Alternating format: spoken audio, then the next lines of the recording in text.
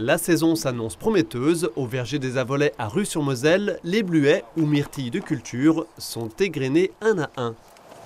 On a la météo qui va bien puisqu'on a eu 10 jours de récolte chaude.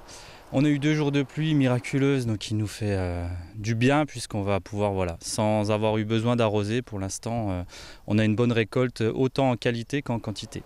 Importé d'Amérique du Nord au début des années 70, aujourd'hui en France, plusieurs centaines de tonnes sont consommées, dont une partie en provenance d'Amérique du Sud, du Maroc et d'Espagne.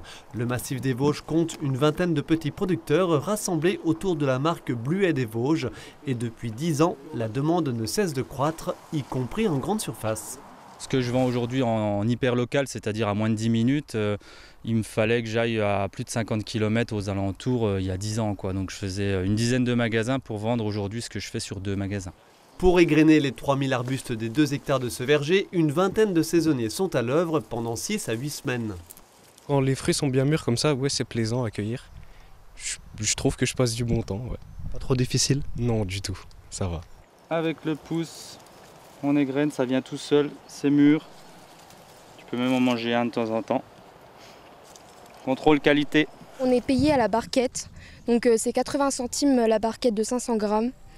Le score moyen d'un cueilleur, on est censé faire 10 barquettes l'heure, mais rapidement c'est faisable et on peut même faire plus. Selon les saisons, 5 à 10 tonnes de bluets bio sont ici cueillis. Les 3/4 sont vendus en frais. Le reste est transformé par Bruno Vincent en confiture et en liqueur ou intégré dans d'autres fabrications. De charcuterie par exemple avec la boucherie d'Aval, la bière c'est avec la brasserie La Fouillotte d'Épinal, Énerjus à Anglemont qui va me faire tout ce qui est pressage de jus pétillant.